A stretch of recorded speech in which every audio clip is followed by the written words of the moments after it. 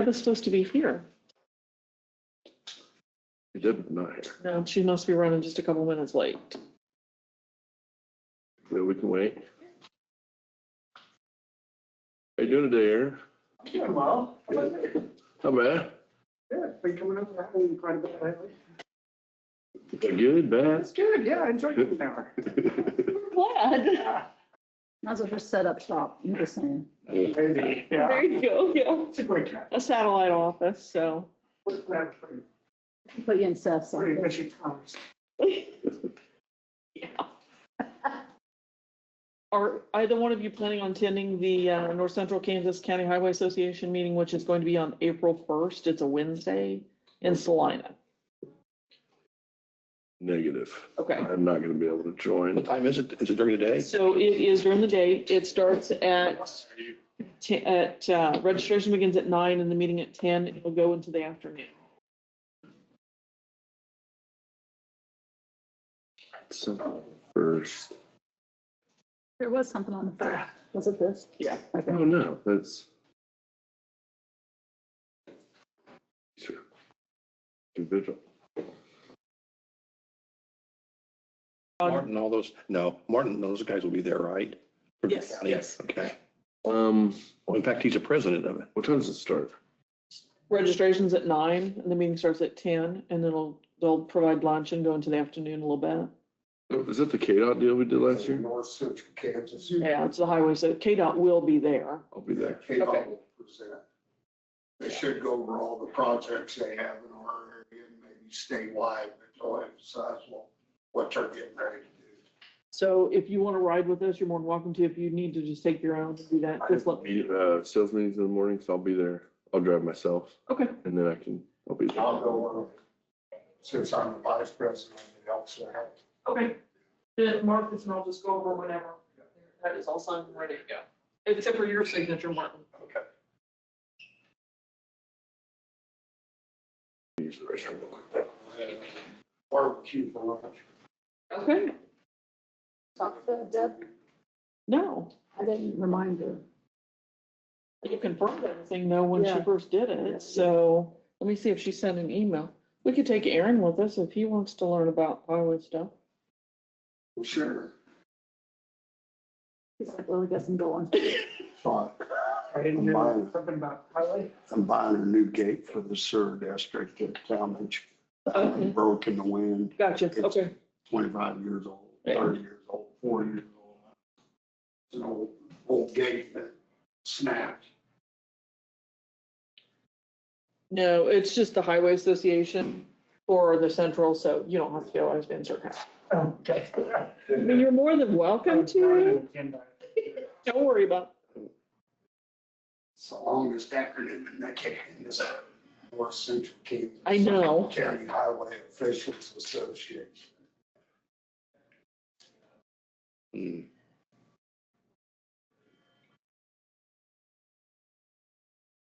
You gotta, when you get over there, Janelle, you gotta help me find somebody that'll be president next year. Okay. We can do that. Go around trying to recruit. So Okay. Justin will be getting out. He's the president. Yeah, and his term And is, he'll probably get out. He said he wants done. yeah, I'm not gonna take it, okay, which normally would be the yeah, vice president, so. but I'm not going to. okay, we'll find somebody. Yeah. Yeah, right. Yeah, well, that's what Lynn did that to me last Yeah. year. He went out, after he says, oh, by the way, I was on the nominating committee and I Nominated you. No, thanks.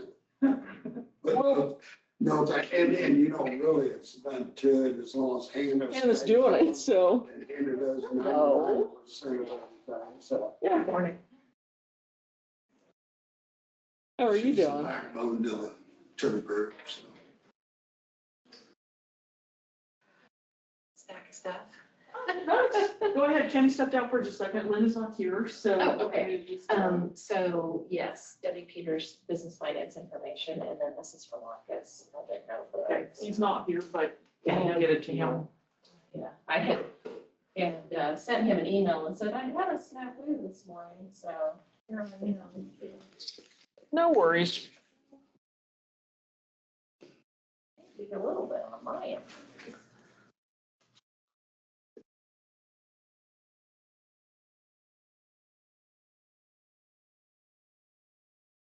You want me to wait for Ken or just go ahead, or what do you want me to do? Yeah, just give him a minute, if you don't mind, thank you. Absolutely. That's is on me, not on.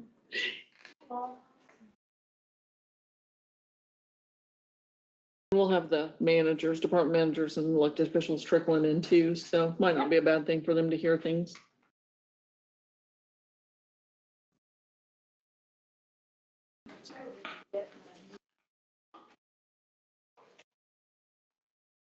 Morning, Deb. Hello. How are you today? I'm okay, Good. other than a little week-old snafu, but made adjustments. There you go. All good. So that's from Debbie Peters, the loan side of the. Okay. My goodness. Are we ready? We're ready. Deb, come up. Your time. Thank you.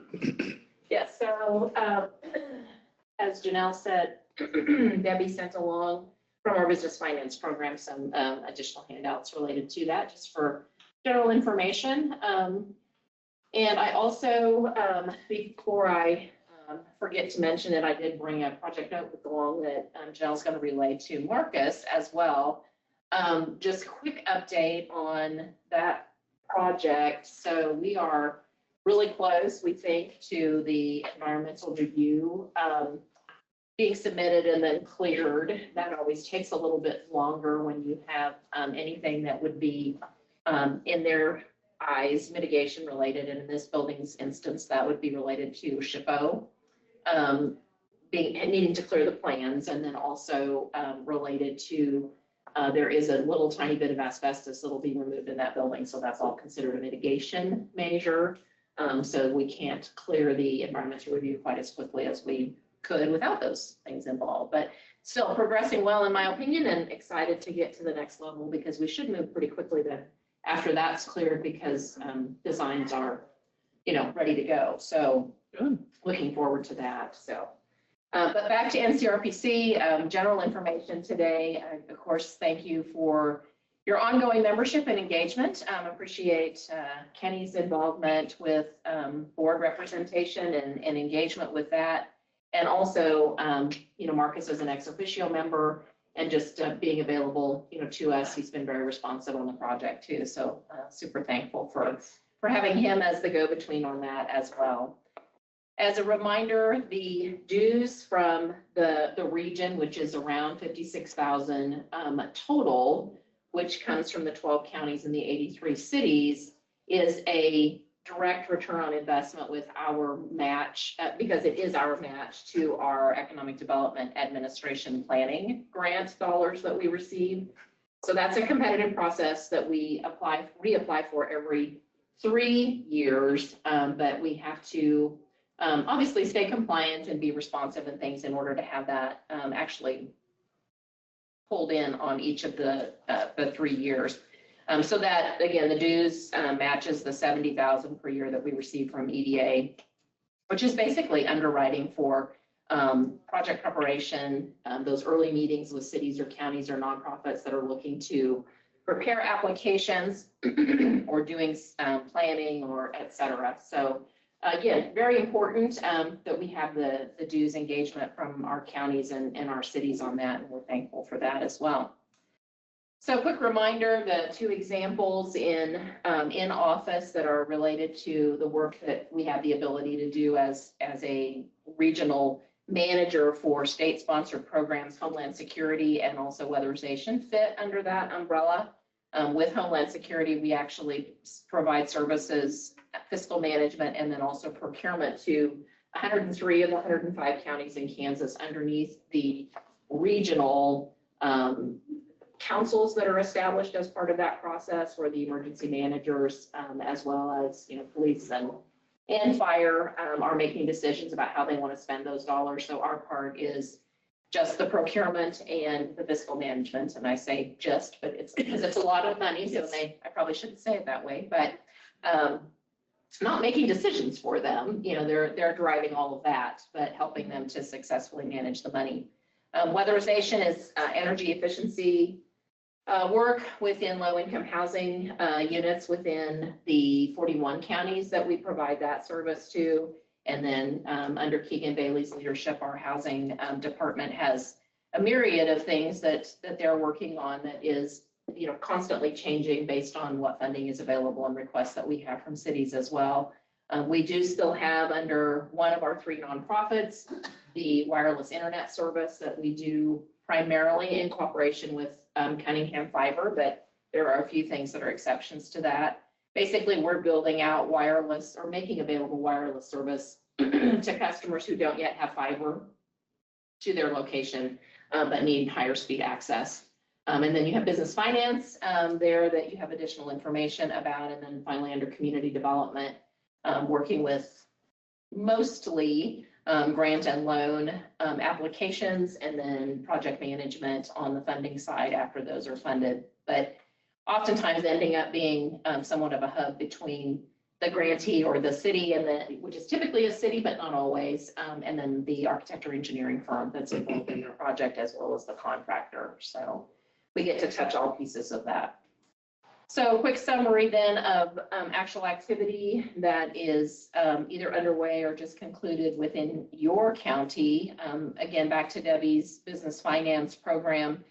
Numbers on that, there is $50,000 available for business down payment assistance through that loan program that we have there, and also up to $150,000 from the NCRPC revolving loan fund. So both managed for us in-house, which is nice because then those are just available to our 12 counties rather than a statewide competition or whatever. But Debbie does package for other funding sources as well. Under Homeland Security, the North Central region, of which Dickinson County is a part, excuse me, had a total of 42 projects that were achieved, with 15 still being ongoing. And of course, those fall into the categories of equipment purchases, training, and then also hands-on exercises for, practice, for lack of a better term, for practice for those things you hope you never get to use. In 2022, fiscal year 22, there were 2 projects that were totaling right around $17,000.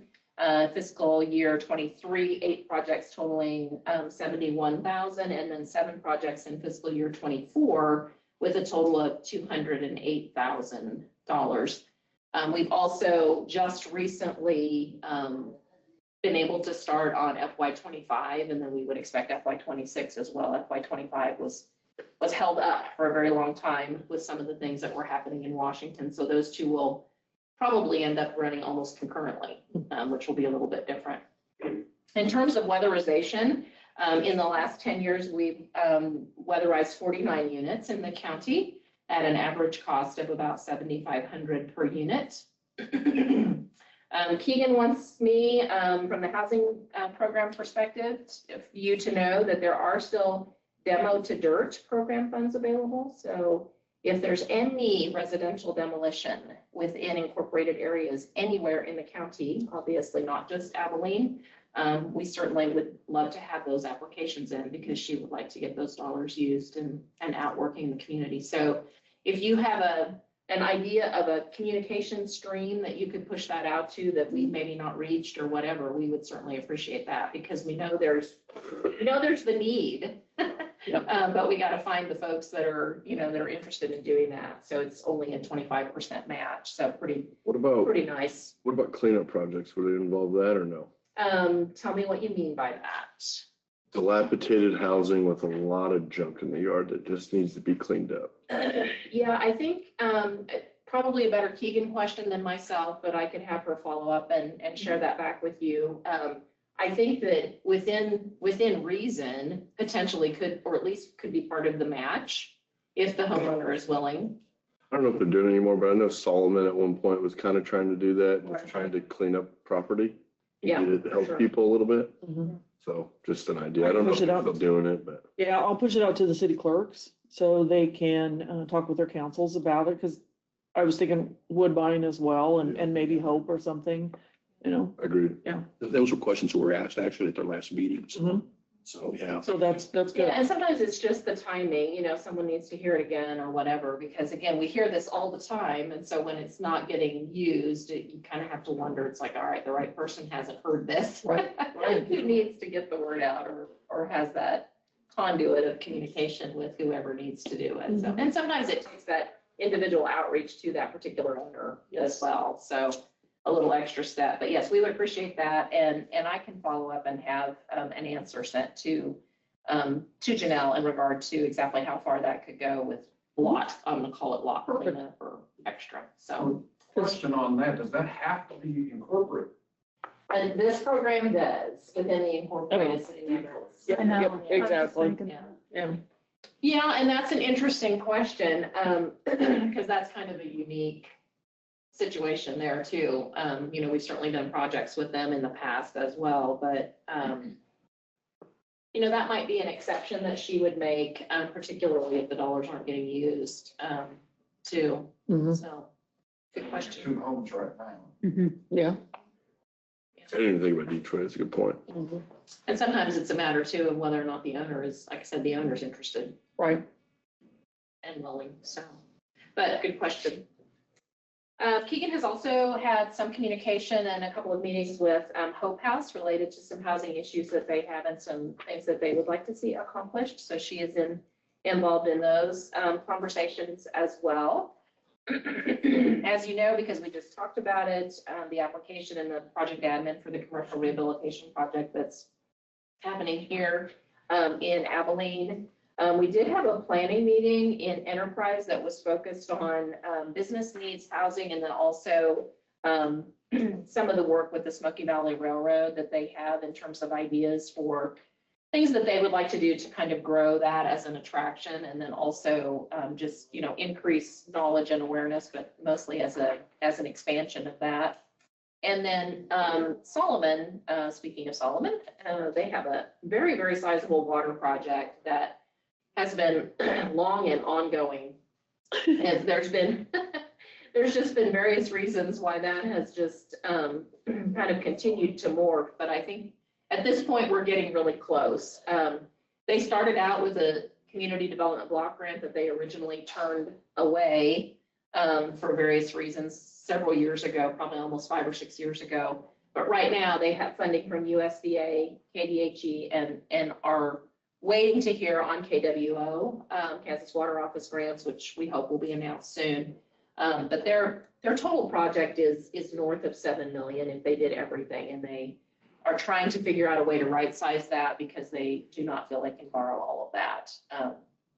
So it'll either be phased in or, you know, knock wood, if we get lucky and get a KWO award, that would allow them to probably be able to do almost the whole project. So anxious to hear on that as well. But I would be too. yeah, right. Region-wide, the thing that's probably still in the works is the wildfire planning and prevention grant that was applied for last year, which was a very easy ask, but unfortunately wasn't funded. But we did get good feedback on some things that I think certainly could be improved and could strengthen that application. It's our understanding yet. I need to get back in touch with the folks at K-State that work with us on that, though, that funding pool will still open this year, but it hasn't yet. So we'll be checking back on that. So as we know, that's a burgeoning and increasing issue in Kansas, unfortunately, with the wind and the drought. So Didn't the Solomon just get a sales tax pass for that water too? they did, and that is their goal, yes, because they were needing to be able to increase their local commitment to the project and just their ongoing maintenance as well. So that's part of the goal, that be allowed to be able, so that they would be able to cover debt service and things as well. Thank you for reminding me of that. Mhm. Questions, comments, anything else? I don't think so. I want to thank you for your work that you do for our county. Yeah. You're very welcome. We appreciate Please it. send projects our direction. We would, you know, from a county and or any communities, we would be happy to visit with people. Well, thank you. I really Thanks. appreciate the update and the kind words. Ron, did that answer the questions that you were looking for? Yes, and I might explain just a little bit more. I know the little communities where I live, they're running into a housing issue in the housing. Fine. Yeah, it involved the Harrington also. And Okay.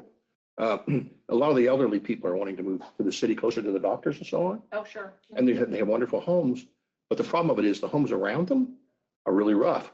And so although tax wise, it doesn't look like it's affecting them, the property tax and so on and so forth, looks like the home's holding good value. When they go to sell them, people don't want to live there. Mhm. And that's really a problem. So that's where this housing thing, they're trying to get something started and want to meet again. In fact, I told these. The neighborhood, yes. the Yes. neighborhood issue, and sure. Yeah, it's a big deal in the community. So, I know Keegan has had some communication with a couple of different individuals there talking about, possibly doing like a CDBG housing grant, which might be a possibility that would address that, assuming that the homeowners or renters would, and the landlord would be income eligible. That's the quick answer. Weatherization is an option, but typically is not at all focused on the exterior. That's, the things like the HVAC or maybe ceiling windows, but not buying new windows. And so that isn't going to address some of that. I mean, it's still going to elevate the value and the quality of that unit, but it's not going to impact but CDBG housing rehab certainly could, so. And that is one of the things when we were there that we did have those conversations with them about in Harrington, so. But not necessarily in Woodbine yet, so maybe that's another stop she should make. I did an economic impact study with our EDC, with Natalie. Uh-huh. And I think the biggest note I got out of that, and there's a lot of other notes, but housing was one of our biggest barriers to economic impact in this county. We got jobs, we got, we need housing. Absolutely. And unfortunately, it's everywhere, Yeah. which is part of what contributes to making it an even bigger issue. Yeah, the new construction is still very challenging, and unfortunately, the dollars that were in place that were coming from the state have been taken out of the budget for moderate income housing new construction. That's what I was just gonna say. We gotta go push on MIH again. Yeah, it's 'Cause really. that would, I feel like, really benefit our community, especially.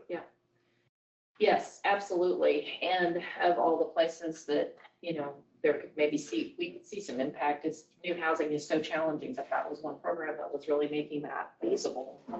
That we I felt the same way. Yep. Yeah. Well, call your rep and senators, right? Can't hurt, right? No. You got any other questions, Ron? no, I got it. Thank you so much. Yeah, absolutely. Well, good to see you all today. Thank you for everything. And again, appreciate your engagement as a board member, and also, like I said, Marcus as staff person as well, and Janelle always do, but I see Marcus more. I know you do. All right, thank you. Have a good day. All right. Well, who wants to give their department update first? All right. Come on up. Justin Parks, I'm the Director of IT and GIS. A few things have changed since the last time I spoke to you guys. We did finally hear back from Lenovo on our RMA for the services that will be necessary for the servers. We're going to get back $18,900. Wow. Now that's going to go straight into our contract stuff with Pace, who we bought the servers from and buy other services from, as a credit, because it's going to involve things like the server licensing and other stuff like that moving forward, but it's still money that we don't have to worry about trying to recoup, because Lenovo finally agreed that, yeah, they're going to render those services, so they should get us something for that. I was expecting closer to 22, but the line item that they had for that included the warranty for the servers, and we still want that warranty service. So the migration portion that they're not doing was that 18.9. So that's what we're going to get back. And then we just finished the kind of alpha testing for the chatbot for the website through GovAI. And we discussed trying it for a year with them. The initial cost is, for most counties at the moment, is about $5,000 a year.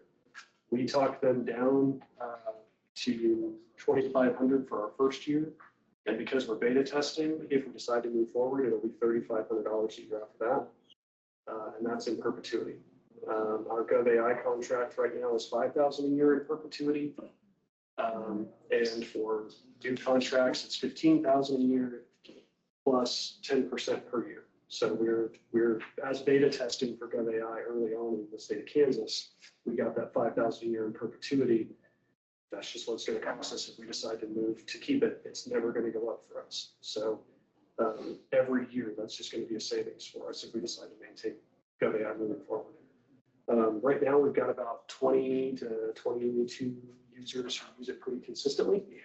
And an equivalent cost, if we went with something like ChatGPT or Gemini or something like that, is for the protections we get with GovAI, it's about $200 per user per month. So for us to maintain GovAI for the amount of users we have, is actually a really large savings for us to do that. So, and since with GovAI, any new prompts you put in, they don't use to train their models, and all the data that you have, that you input and it's transmitted is stored in the US, so it meets our CGIS requirements. So it's safe across the board for government use. Since we got the Lenovo RMA back, we're going to start mounting the servers and the server racks next week, and then start the process of setting those up. That's going to be a long process since we're doing it ourselves. But to start it, we have to get them out of the box. So we're going to do that next week. Now we know for sure that Lenovo is going to give us money back, because we were just kind of holding off. Because if they weren't, we were going to have to go another route. And I didn't want to open those up and have them say, okay, well, now that they're online, we're not going to do anything. So now we know for sure we're getting money back. We're going to crack those open and start work on that.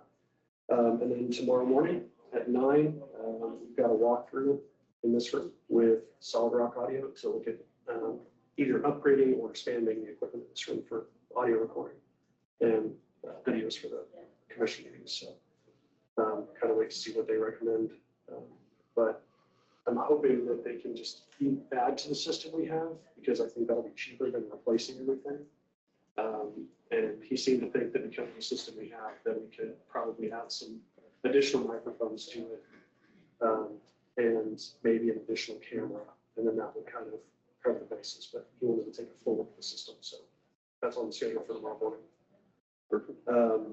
But other than that, that's really all we have going on, other than our network administrator. Tomorrow's her last day. So this is moving on to the state to be their NG911 technical director. So we're looking to hire an entry-level technician instead of replacing a network administrator. So she's worked really hard to make sure that if she was leaving or if something were to happen, we had contractors and stuff in place that would allow us to maintain network.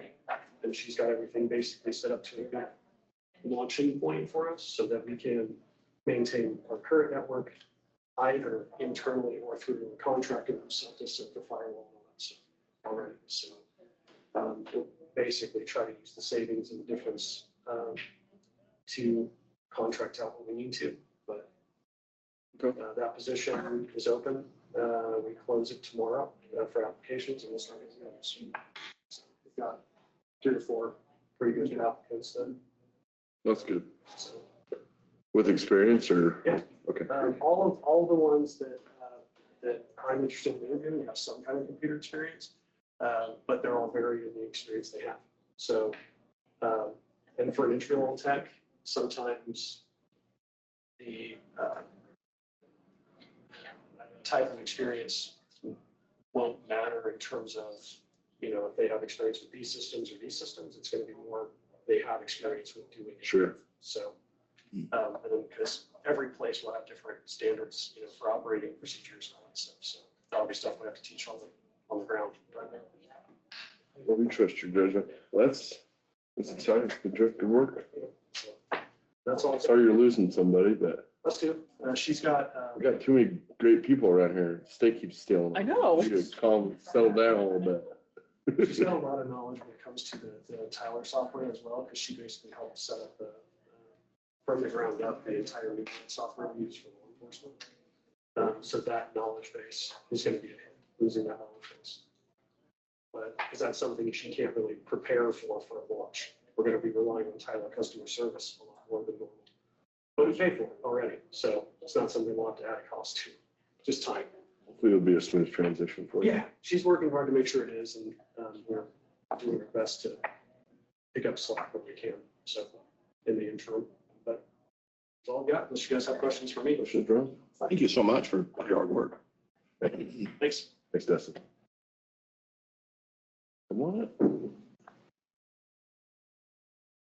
Good morning. So good morning. How are you guys today? Not bad, yourself? I am doing super. I'm going to first report on a personal note, 6 pound, 10 ounce, little baby boy, my first grandson. My husband's first, but we're still celebrating, and his name is Dallas Allen. So we course it is. he's a huge Cowboys fan, so.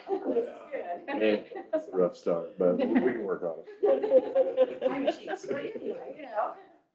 Congratulations. Thank you. So as for work, value notices were mailed February 27th.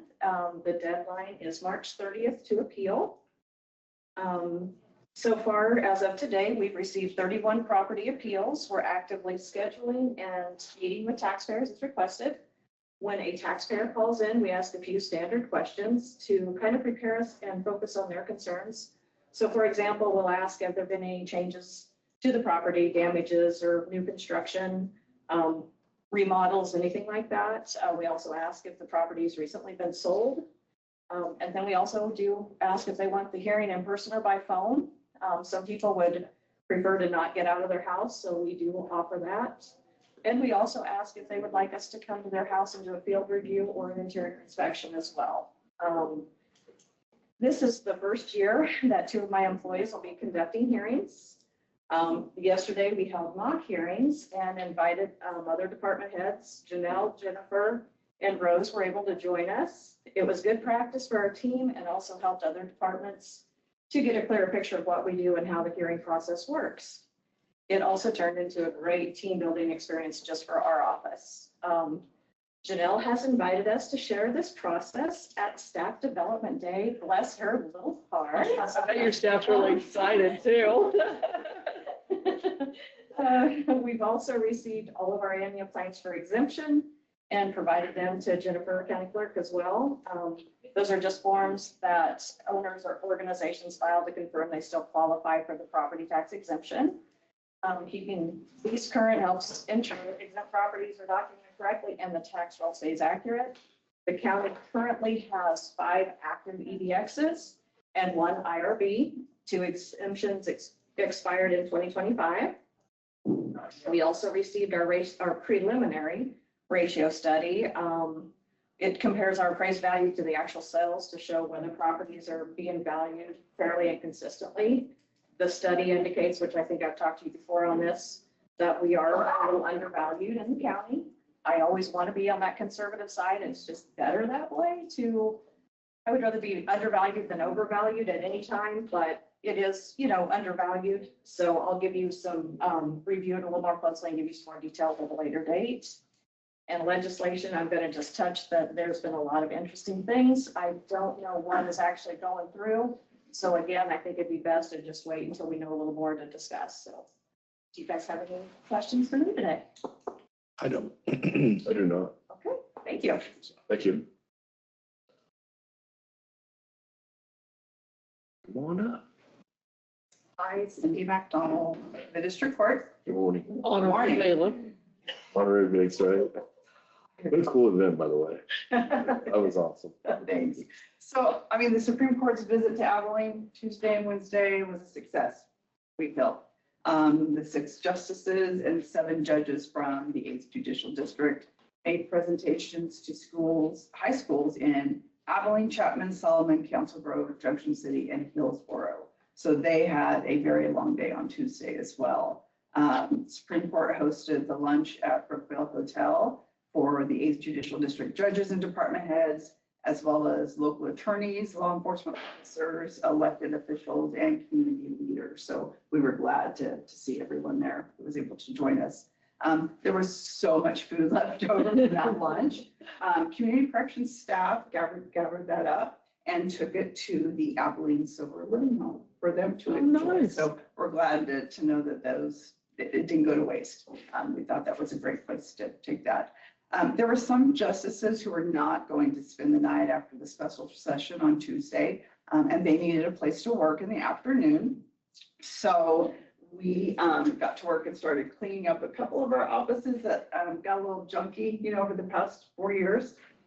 We had also asked Seth if he could finish up a few projects just to make it look a little bit nicer, install the new light, get rid of some ceiling tiles, and he had also patched up some gouges and markings that happened in painted. So thank you very much to Seth for getting that done before they showed up. But only one of the justices came during that time. But we also had the clerk of the appellate courts come, and we had some OJA staff come and visit us and wanted to meet the staff. So it was all for naught. I mean, they did come and see some of the tours. So there was a full house at the special session on Tuesday evening at the Eisenhower Library. So thank you to all the courthouse staff who attended that. It was also great to see the number of students who attended as well. So hopefully that them going to those schools got them interested to still come to that. So Marsha Lindsay of my office handed out the programs. Doug Thompson was recognized by Chief Rosen, so that was really cool during his introduction. Judge Sexton, during his welcome, talked about the success of Dickinson County's recovery court. So during his welcome speech, and I was fortunate enough not to stumble over my words as the honorary bailiff or drop the gavel. So that was a huge success on my part. Chief Justice Rosen and his staff did stop by the courthouse yesterday morning, took a tour of the second floor and met court staff as well as staff in the county attorney's office. Janelle, I would like to thank you so much for helping us promote that. He helped us take up signs, invited Judge Sexton to go on the radio last Wednesday. That was very, very great idea of just spreading that word. You also had that Dickinson County swag that the staff really were thrilled about, seeing the Dickinson County logo on cups and koozies and ice cream scoops. So that was very nice. They really, really did enjoy that. Judge Sexton and Nikki Davenport also gave each of the justices a framed invitation for their lunch invitation.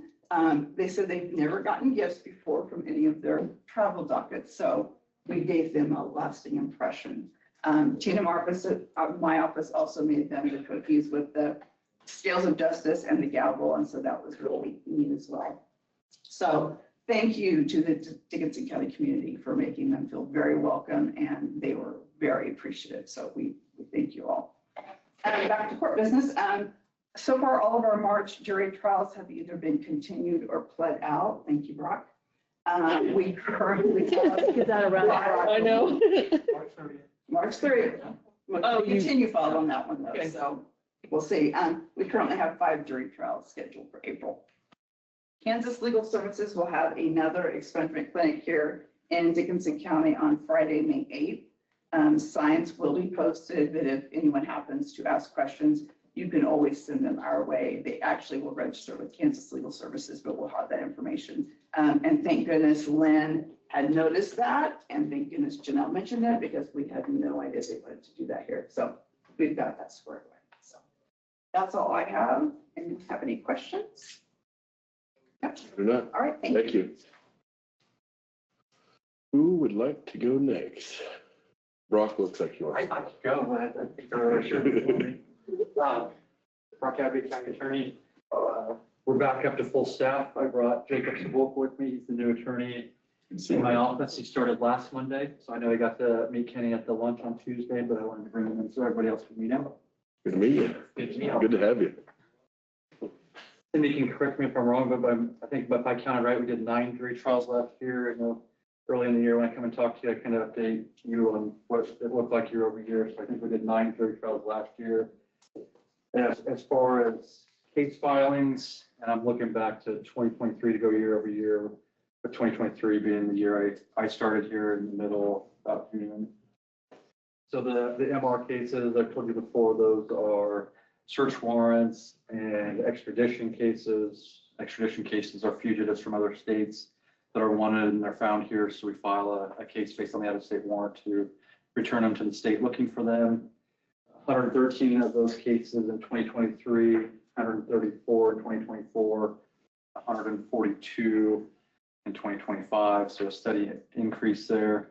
The care and treatment cases, which are the mental health cases, pretty consistent year over year, 10 in 2023, 10 in 2024, and 11 in 2025. Child in need of care cases, those are abused and neglected children. For some reason, they're, the parents aren't taking care of them or can't or aren't available. 48 cases in 2023, dipped down to 33 in 2024, and then up a little bit to 41 cases in 2025. Juvenile offender cases, 73 in 23, down to 57 in 2024, and stayed flat with 57 again in 2025. The fish and game cases, a steady increase in those. One case in 2023, up to 11 in 2024, and up to 22 in 2025. I think this year, because that one's interesting how much they increased year over year, I think we're already about halfway to 2022 for 2026. Traffic tickets, so our sheriff's office and our highway patrol is really on the highways. We had 1,091 cases in 2023, 1,398 in 2024, so up 307 that year, and then up another 142, 1,538 in 2025. The criminal cases, those are the adult misdemeanor and felony cases, down each year. So 305 in 2023, down to 287 in 2024, which is decreasing 18, and then down to 246 in 2025. So a decrease of 41 criminal cases from 2024 to 2025. What do we attribute that to? I don't know so much that I'd say less crime going on, our office is less busy, but if you haven't noticed, the legislature has some bills in front of it this year that are, some people, I guess, in the right places got wind of what we typically call a revolving door of the jails, where you get some person gets one case and they're released on bond, and then they get another case and they're released on bond, and then they get another case and they're released on bond. So you can see how that might cause us to have 300 cases in 1 year. Some of those bills have to do with mandatory bonds being set to keep people in jail. Didn't have expense for you, but on the other hand, they wouldn't be out committing new additional crimes. Some of those have to do with how special rules and the sentencing guidelines making more and additional cases presumptive prison versus presumptive probation, and even going so far as to make some mandatory prison where the judge wouldn't have any discretion but to send people to prison. So those are all things the legislatures are doing to probably affect some of those numbers, or could if they pass those bills and they get signed by the governor. But anyone have any questions? I just want to share something a little comical. My grandson calls me here a week ago, texts me and says the phrase "child needed care." I thought, oh, he's got a buddy that needs some help. They wanted some special toys from the Landau company up there at Marysville. I thought, child needed care? Yeah. So anyway, I thought that was kind of a good set of words with problems that we kind of deal with today. Yeah.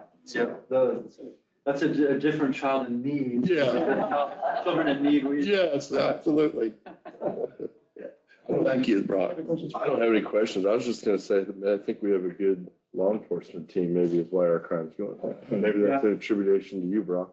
Well, so the legislature is trying to do things to set up to send more people to prison, and that obviously, if people are not committing additional crimes, the case numbers could go down too. So maybe we're doing it the old-fashioned way. We're taking care of it already. So It's like somewhat good news. I don't know about the fish and game one. That's kind of, we get a new marshal. And it's making his presence known, huh? They're typically hunting or fishing without a license. They're not I consider more severe poaching or something like that. Yeah. Some farmers or something, huh? Yeah. Do you have any questions for our new assistant county I attorney? don't, not yet, anyway. He can tell you a little bit about himself. If you want to introduce yourself, please. So my name's Jacob Sabolka. before Brock hired me on, I was with the City of Topeka Prosecutor's Office dealing with misdemeanor court, misdemeanor prosecutions, primarily the court-appointed attorneys. Even with misdemeanor, there are instances of jail time and loss of liberty. So the constitutional right to counsel is still afforded and guaranteed. With the city, it was a contract as opposed to bids. It was a separate kind of contract between a firm and the city. So I kind of dealt with those. So that was my experience beforehand. Legal employment. Before that, I actually served 4 years in the Army and used the GI Bill to get to this point. So I definitely attribute a lot to the Army, and I love being so close to Fort Riley. So I was Fort Carson, so a little competitive. We were the hometown of the Army, but I won't say much. I won't fret those waters too much, but I can say we definitely had a lot of guys come from Fort Riley and raved about the area, and I can see why. So, and just in my little bit of time here, seeing the dedication, how warmly I was greeted by everybody I've met here, and the dedication that everybody I've met to their job for the county and for this community is it's surprising, but in a very positive way. I would have expected just the generic bureaucracy that I kind of see in Topeka, and here it's more kind of family. So it's really, I really appreciate it. So I'm glad to be a part of the team. Thanks for your service to the nation, and thanks for, good to have you. Thank you. Thank you. Hey, who would like to go next? You just want to go back? Look at, oh my. I was looking right at her. She was Nancy Smith, Dickinson County Emergency Management. Start off with our task force was deployed since the last time to the Ranger fire down in southwest Kansas from Oklahoma. They stayed down there for about 4 days. Pretty long deployment. They split up our task force a little bit and sent one of the teams from Harrington with Johnson County. Johnson County also sent us a task force down there, and it was neat to kind of see our guys who fought with grass fires for a long time to work alongside of Johnson County, who fight fires with fire hydrants. It's just a different firefighting, but they are super trained. And they're like, they would dismount their vehicle, walk along and put the fire out. Harrington's like, you need to get on your truck and ride. This is going to take all day. It ain't going to be fast. And so it was a good compromise. And then they're like, but safety, if there's some hills and stuff, you got to dismount on the hills and walk down the hills and then get back on. So there was a compromise, but it was really, really good training and ability to work together and show each other how everybody works. Still anticipating reimbursement from that fire for the guys. They're currently on standby right now. The state's opened the EOC up again for wildfires and has our task force on standby to deploy. They've been to Morris County. I think yesterday they went down there for a fire and helped them put one out. Training, we have the 402 class Friday. And I know that you guys are not going to be able to make it, but I got with Janelle and we're going to probably host our own in the basement here. We're going to have to do it on Thursday, and then you guys can just come downstairs and we'll get you taken care of. It's a pretty quick, it's a pretty quick class, but I think you really, really will benefit from some of the knowledge you get from it. I really think it will help. If we ever have a disaster, you need to know. It stinks to learn what you need to know before you need to know it, but you got to have that knowledge. The 19th at 7 o'clock is the storm spotter training in Chapman at the elementary school. At the elementary school, 7 o'clock. The National Weather Service will be in there, and they're going to teach people what scary clouds look like.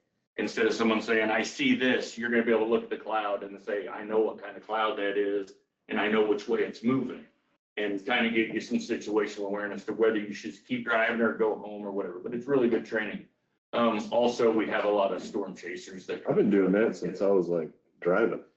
I know, some people are getting away. There was a picture of the tornadoes in Illinois the other day. You know, they had the bad tornadoes and it did quite a bit of damage. And someone did a screenshot of the chaser map. If they're a storm chaser, they can put apps on their phone and be able to stream their video live. But it creates a dot and puts a dot on their map where they were. You couldn't see any of the city because it was just red. It was just nothing but dots in it. There were so many in there, thousands. Yeah. It was just, yeah. We actually know somebody got affected by that, a company we do business with. Whole manufacturing plant got leveled to the ground. Yeah, no, it Probably was 100 feet from their actual office. But we were Didn't even watching, touch the office. we were watching videos like Reed Timmer has that big tank thing he drives around and chases, and he parked sideways across a 2-lane road. I'm like, this is a problem. What if we have responders? We got a sheriff's department that needs to get down that road. Now here you are sitting across the road sideways. And then the other storm chasers just drove around him and drove straight up, I mean, within 100 yards of the tornado crossing the highway. And I'm like, this is going to cause our responders problems because now it's not only they want to chase the storms, they want to get as close to it as they can.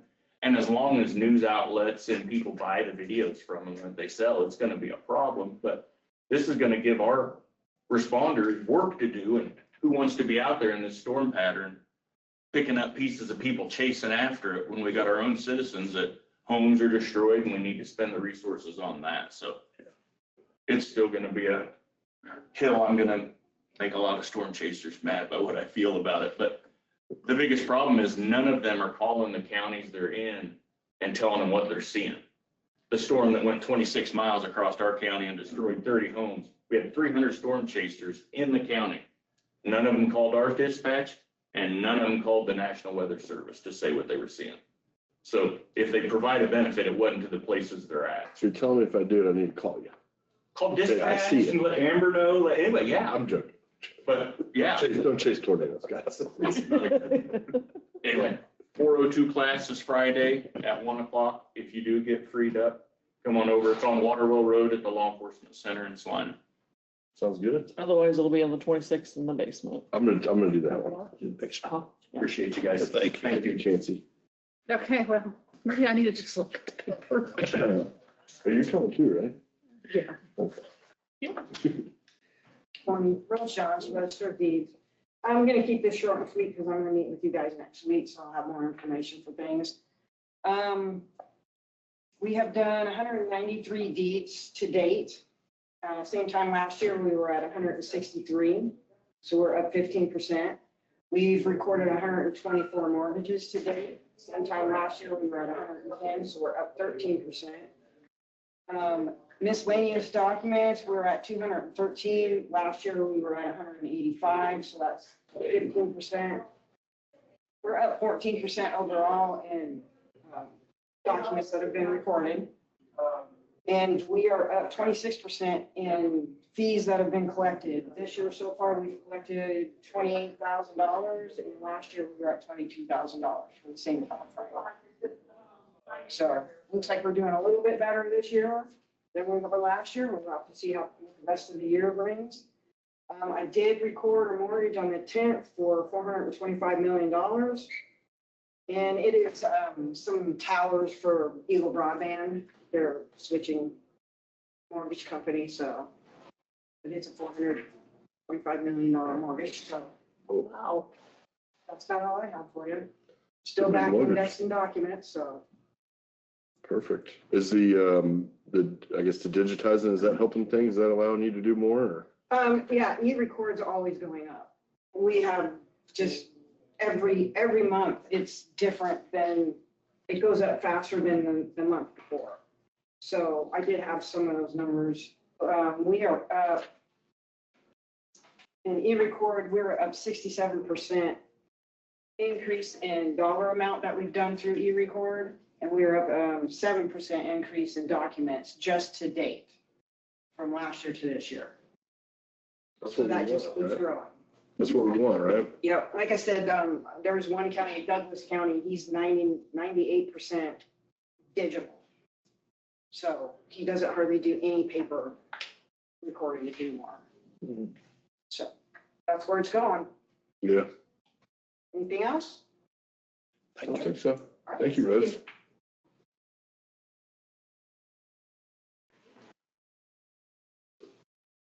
Martin Tannehill, Director of Public Works.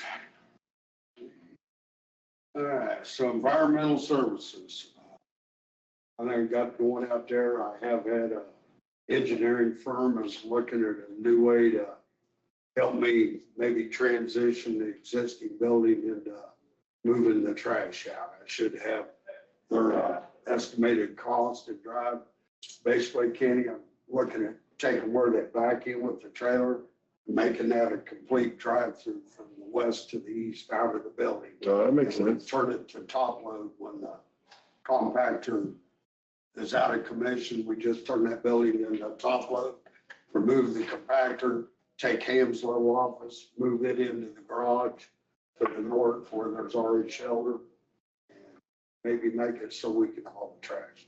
So, and speaking of that, we do have a call at 1 o'clock with Waste Management to see what they propose out there. But possibly and mostly thinking it's still gonna be cheaper for us to haul it. And we'll just have to work Anything that. south of 3.5 million is It's still gonna be cheaper. right. So you're looking at basically the way it says today is getting the equipment. You know, the trucks and the trailers and all of it. And That won't cost near that. with, as long as Department of Public Works is setting full crude as we are now, until we could hire somebody, we can stretch. You know, we could furnish an operator to drive in and to load. So we would make that work. I mean, I ran shorthanded for years, so it wouldn't be the first time until we could get somebody out there. So, And surely you'll come back to the commission with your, once you come up to finalize. yes, and I think I'm Absolutely, in here yes. on the 23rd. I think that's correct. And Yep. coming up anyhow. But anyhow, I'll be back in by then. Hopefully we have solid numbers and something to go off of. And we need to make it, contract ends out there June 30th or July 31st, Yeah. 27. Yeah. So we need to make our way happen. Noxious weeds, we are getting ready, hopefully to be spraying, starting by the end of the month, growing season getting here. We're going through the spray trucks down at the shop, making sure they're all ready to go. Road and Bridge, 22, 23, 25, 1100 Avenue Bridge is no more. So your bridge is gone, Ron. It's got the red diamonds up, the road's closed, dead ended. And we didn't really catch any flack down there from the locals. They watched us closely, but other than that, they didn't say anything, so. I heard it came down pretty easy too. Yeah, well, the concrete was, Go. Powder. yeah, it was crap. Okay, this is, yeah. The rebar, I think they ended up with 10 40-yard dumpsters of rebar that came out of that thing. That they sold. It was a bunch of rebar. But other than that, it went well. And we would expect, we did credit 170,000 for taking that bridge out. We will see that check when we sign the contract to start the 1900 Avenue Bridge later this year, early next year. But we won't see our payback until then, but when we get started, we will. Okay. The HRR project, 1400 Avenue, we should have the appraisals by the end of the month, and then we will go back to all the landowners and tell them what we're offering, and hopefully that goes well. We do need to keep pushing on them, and hopefully they accept. That job has to bid September 16th, so we have to have all the land bought, and the utilities got to get moved. So it's tighter than it looks, or tighter than it seems to get all that done. So we cannot move the utilities until we buy the land. Go. 500 Avenue and Ring Road Bridge, the deck was poured this week on Monday. They're putting the rebar and the forms up for the guardrail, the handrails. That is moving along smoothly. I looked this morning, they still have 218 days on that 3 bridge project. So they're well ahead of schedule. They've done a good job. The other one, the 1100 Avenue Bridge, where we held our pre-construction meeting last week on the 4th. L&M has applied for their SWIP permit.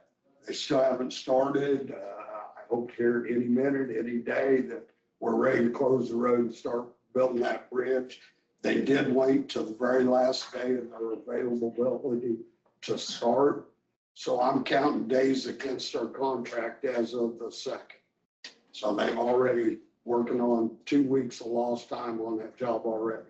They had well over 18 months to come start the job, and they didn't. So I went ahead with KDOT asked, I started counting against them. You don't have to do that. You can be polite and wait, but they held us off, so I'm not doing it. I can either show up, don't bid so much, if you can't do the work. So anyhow, Makes sense. yeah, they have that's 120-day working days for that project down there. Our crews are finishing up today, I believe. We just built a 40-foot bridge on 1346 Solomon Road, and they will be moving to the 2900 block of flag to build a 20-footer. Shortly next week, they'll get moved up there. The other crew is out and about fixing scour reports on the bridges so we get through the bridge inspections. Right now, they're up on 3325, right by Moss Road, east of Mink Road. Anyhow, it's a big project. That's over Chapman Creek. A lot of riprap going in, a lot. We did rent a little mini excavator to get that done. The other crews, next one will be 2285 Key Road. They'll do the riprap and then 400 block of Key. And we'll do 3 of them, and then we'll get rid of the rental. And we will be getting ready to start summer work. We should move into getting ready to pave. We can get all middle of April. So we hope to pave Solomon Road right away. And it'll be done this summer. I know you got a set of pipes you're gonna approve today, and you'll see there's a lot of them. So we're hoping to do a lot of pipe replacement this summer. So you get that. We talked about approaches, I think, a couple of weeks ago. Where were we gonna do that at? I just wanted to follow up. I knew you were gonna ask me that. Is it fair? Oh, that's one place that we did talk about, yeah, because of the micro ceiling and then the frontage road there, So so. I'm just curious, are we gonna go all the way we're gonna do the approach on the big potholes on Fair? That's the tricky part, it's KDOT. I know. Yeah, Yeah. we are. Well, that's what I I was getting haven't at turned it here. over yet. I mean, I'm getting one a week calls on it. That was what I was wanting to follow up on. Are we taking those or not? Silo takes it, but then we give them KDOT's KDOT, number. yeah. And KDOT has been out patching. They were out yesterday on the interstate and some off ramps. Yeah. They are working on trying to fill their potholes. I And know that is part of what. They're starting to become That's part of what KDOT wants. to ponds give over us. there. Right, Yeah. right, but that's just additional dollars than the. No, I know. I'm not suggesting we do it. I Yeah, just no, didn't no, know where that no. went. Every time we get them, we turn them over to KDOT. They need to be taking care of their roads, period, so. Right, and their thought was, if we don't take care of them, I'm telling you, Yep, the county won't be Then we'll able to just- stand it, and they'll, There exactly. you go, folks. yeah.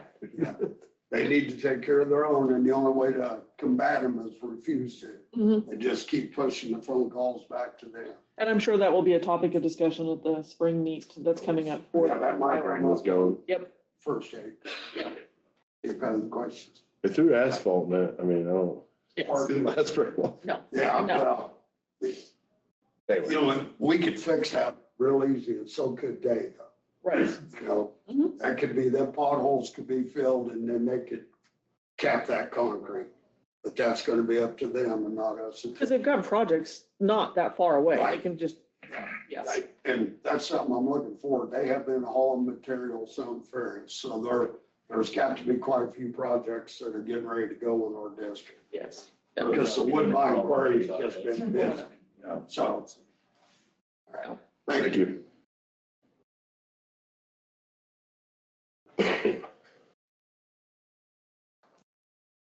Morning, Good morning. Marcia Schneider, HR Director.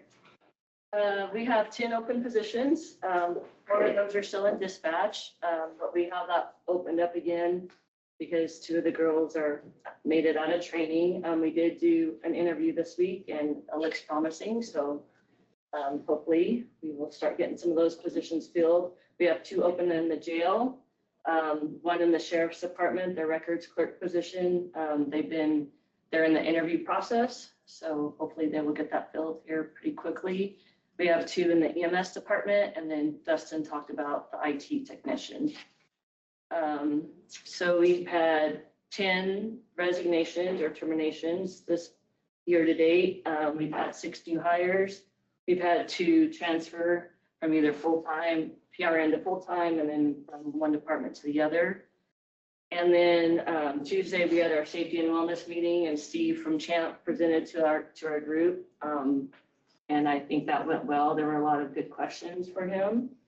And the initial indication that everyone is supposed to go back to their department and talk to their employees, but they're open to offering it to our employees. So I think we're gonna do the process to move forward with that. And then I'm also working on getting some in-person harassment training later on set up for the employees later on this year. So something for them all to look forward to. I know they like that sort of thing, but you know, it has to be done. Do you have the numbers? How many voluntary terminations did we have? How many people quit? How many quit? Yeah. Yes. Well, we've had 1 retirement, 2 retirements. So the other ones are 1, 2, 3, 4, 5, 6 have resigned. Some of the reasons are 1 has started her own business, took another job, 2 took another job. 1, the commute, it was too much and decided to get a job closer to which. You know where I'm going with that question, probably. Yeah. Okay. Yeah, I just want to make sure. Okay. yeah, and yes, so. And two discharged so far, so. Any questions for me? Thank you, Marcia. Okay. Thank you, Marcia. Good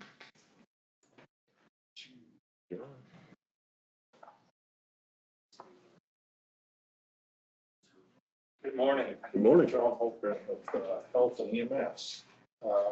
First, we'll start off with Health Department. We did inherit a clerk that we had an opening for from the Sheriff's Department. Was gracious enough to share that person with us. I don't know if you. I was gonna say. So she started and filled that position. We are wrapping up our request to the state for our budget for state grants that they give us each year. They make us request an amount. You know, I think they'll ahead of time what they're going to give us.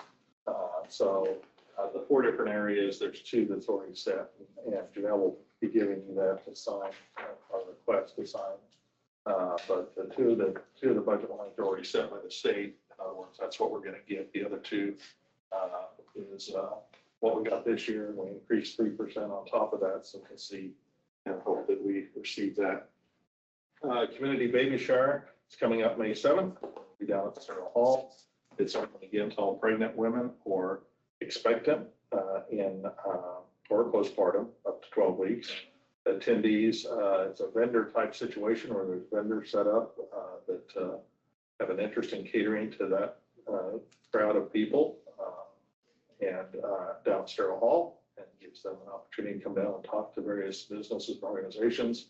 And there's prizes that are donated and we'll give away. And so it's usually very well attended, and we'll be doing that again this year. Immunization clinics remain Real quick, busy. John, when will that be? It is May 7th. May 7th. Yep. Sterile Hall. Thank you. Immunization clinics remain busy. Immunization services are provided in Harrington once a month with TB skin testing, and allergy injections also provided at the clinics. We have currently 247 WIC participants, 20 pregnant, 34 postpartum, 53 infants, and 140 children. So, that's kind of picked up. As you know, we have a new WIC nurse that has started for us, and we kind of are praying for her and her family. Her husband was stationed overseas, and the base that he was at was hit in the war. Fortunately, they relocated out of that to in town and are currently staying in a hotel. She showed me pictures this morning, and they were able to go out yesterday and take pictures of it, and it pretty well demolished the airstrip and where they were at, so it's a good thing. So hopefully he gets along well. We're now at a drop-off site for women who want to donate the breast milk. This is through the Oklahoma Mother's Milk Bank and is endorsed by the Kansas Breastfeeding Coalition. Women wanting to donate go through a screening process. Donated milk is returned to Oklahoma, which is then pasteurized and distributed to preterm and high-risk infants in Oklahoma and Kansas, as well as families that qualify. Currently, we have not received any donations. However, I was told this morning that we do have one that's going to be doing that. So we're changing. So we look forward to providing that service. Rabies exposure reports have nearly doubled for the first few months of the year as compared to this time last year. So don't know what the true cause of that is, but this happened. So on the MS side, we do currently have 2 openings. One of those, and unfortunately both were paramedics. One decided he kind of had a fire bug, so he was recruited by Salina Fire Department there. The other one was a gentleman that worked for us for quite a few years as a paramedic, and they moved, him and his significant other moved to South Wichita for his significant other's employment, and he drove for 2 years back and forth from Wichita and decided that was too much and got a job closer. So unfortunately lost him as well. So, but we are doing interviews. We've done a couple interviews the day before yesterday, and we have 2 more this afternoon. So hopefully we'll be able to get those positions filled. So, and we're still receiving some applications as well for those. So,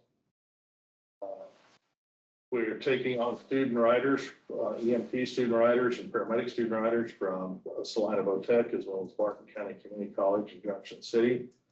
That's become a good thing and a bad thing for us because sometimes we're overwhelmed, especially when we start having new employees that we're having to train as well as trying to manage students coming through. But it's a good training experience for them, and we treat it as a possible recruitment as well. So it's good for us to have those students come through. State service renewal process, we're starting that. It'll be due in April. All of our trucks have to have annual inspections, and Billy does those and has completed those. The rest is paperwork, and it opens the 1st of April to submit that, and we will get that submitted to the state. So call volume's up slightly over last year to date. So we'll see what happens with that. Obviously, it's going to go up or down. Our MIH program is going well. We're tipping right on 100 encounters with that. The other day in a situation that we had a person that we were seeing, and we'd seen them a couple of days before this, but they needed a ramp to get into their house, and it was going to be expensive to do that. And it was down in southern part of our county. And one morning, one of our part-time CP people were at the station. They come to me and they said, "Hey, look." And it was a Facebook posting that somebody had a handicap ramp, had about 50 feet of handicap ramp, aluminum sections ramp, and lived in Junction City and was willing to donate them. We called them immediately and told them what was going on. They said, "Come and get it, it's yours."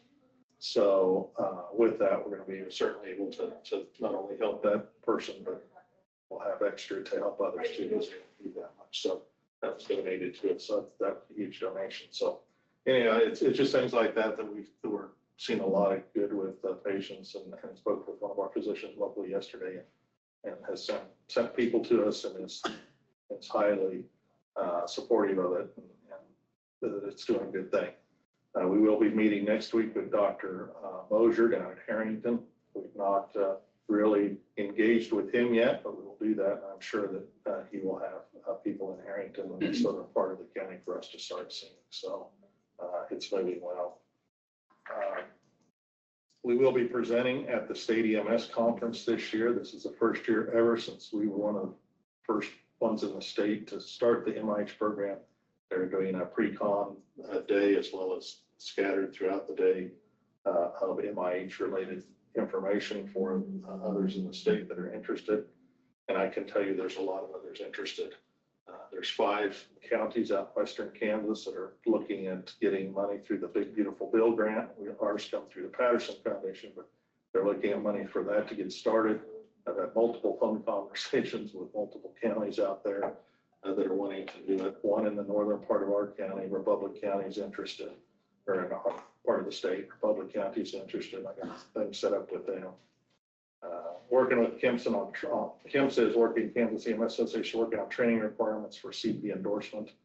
And I'm on the part that is, it's charged with setting up the training and education and what we're doing for testing for new MIH people in the state. So that's going to be a big program to get started. And also I'll be going in actually 2 weeks from this morning. I'll be in Washington DC. I got appointed to the National EMT Association's advocacy committee. So 2 years ago, so I went last year and I'll be returning this year. They have a meeting up there as well as then we'll be meeting with all of our state senators and representatives while we're up there on EMS related issues.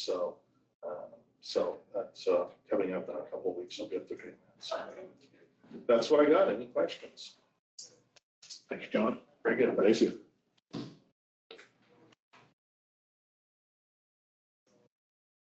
Your turn. Amber Piper, 911 director. So I just gave my 911 dispatch one-on-one updates last week. So the things I have to talk about today are just more in general. But Sheriff mentioned that Dickinson County had been interested in the Stepping Up program. And that actually kind of came about a couple of years ago, but because of the lack of way to track the data, Dickinson County hadn't really become a part of it. That's just offers some grants and makes it so more resources are available to the county. So we looked how we could do that for our law enforcement agencies. So we put in place what we call flagging calls, but it's just a way to track the numbers. So that was officially going for the last 10 days of February. And so what that looks at is 4 different areas. So the first one is signal 3 calls. That's just a 10 code for some type of mental emergency going on. So Abilene Police Department in those 10 days had 4 calls for that. The other 3 things focus on suicides. So they're actually valid ones, not somebody just calling in saying, I think somebody's suicidal. Like there was actually backing when law enforcement looked into it that it was valid. But those other 3 areas attract true attempts, true threats, and then true successes. So in those 10 days, Dickinson County had 1 valid attempt. Chapman had 1 valid threat. And then luckily in those 10 days, we did not have any successes. But that's one thing we started recently. So each month we'll have those stats for the 4 law enforcement. So if you guys are interested in those. Another thing that we really focus on here in Dickinson County, or that's relatively new, is the mobile crisis side of things. So that's the joint partnership with Central Kansas Mental Health, and then meeting up with the officers or with the patients that are transported to the hospital for evaluations, and then they take over for those officers. If you guys are interested in ever hearing more about that, I could definitely present for you. Another thing in general that we've gone over the last few days is the county did interdiction days the last 2 days. So what that meant is there were 3 county units along with 5 other counties. There was about 8 to 12 units that came in with them. They focused on traffic on the interstates. That brought in about 40 stops, and 3 cases were pulled for drugs that they removed off the interstate from that. As Chancey kind of mentioned, starting yesterday afternoon, today we're in a red flag day. So we have people staged and teams ready if we would need assistance with grass fires. It was supposed to start last Tuesday, but the weather wasn't probable for it. It was pretty cloudy, so we didn't start. But so the public's aware that on Tuesdays at noon, we started this Tuesday, and then through October will be the tornado siren testing. So a few had some issues, few of the places had some issues in Abilene, so those are getting fixed. Some of the Abilene sirens were not heard. I was able to participate in County Day at the Capitol Building. And then I've been approved to do the CPM Certified Public Manager course through KU. So that starts in July, runs 11 months, including working some type of project for Dickinson County. So see what comes out of that, excited. Other than that, we have a lot going on in the Safety and Wellness Committee. So too much to present to you today, but if you're interested in hearing what we're doing here as a whole building, we have a Wellness and Safety Committee, but we could present or I could give you updates on that sometime if you're interested. I'd be interested to know. Yeah. Okay. And I got kind of a complexion, Kenny, because my last two one-on-one days, you have noticed, so I did. you're wrong, it's. Any questions about dispatch, safety, wellness? You're doing great. Keep it up. Thank you. Thank you. All of you are doing great. Great reports today, guys. I know you don't need to hear that, but I'm just gonna tell you anyway. Anything else? Leah just wanted me to note that the treasurer's office is getting ready to pay out the tax distributions to all the taxing entities on March the 20th. And motor vehicles and driver's licenses do stay busy. She's been working with Dustin to find parts for some of the printers that the state requires us to utilize. So, and then yesterday, the House Senate passed the motor vehicle bill, Senate Bill 404. So that allows them to be able to regulate the fee to fund the motor vehicle office. So. Say it again. So the Senate, she said the House Senate, but the Senate passed the motor vehicle bill, Senate Bill 404. It's going to the House next. I believe that is correct, yes. So, It's gonna go during turnover. yes, Okay. yeah. So, yeah, that's it, unless Jennifer has something to say. I've been doing a lot of updates lately, let's just say. So I know we had 43 homesteads filed so far and 33,321 tax refunds given. Total, not each. So that's it for me. Well, thank you, everybody. I think that will conclude our department update, unless you guys got anything else. Thank you. With that being said, I don't think we got anything left in the study session, so we're going to take a brief break until 11 a.m. We'll resume our normal meeting. Thank you, everybody. How you doing? I said you'd do council. Well, here can do it during the meeting. Yeah. Okay. Oh, yeah. It's on the way out. Meeting. Oh, stuff going on. Oh, yeah. Oh, thank you. Security cameras. Stuck out.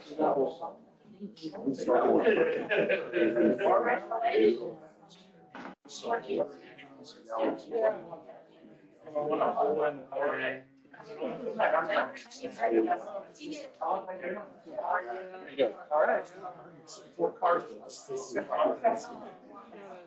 Last one, today, $500. You always knew where you were, because mountains were always west, no matter what. Once you were a lieutenant. Yeah. No, that makes sense then, so, yeah. Yeah. Hey, I'm just kidding. Yeah, no, I know. That makes sense.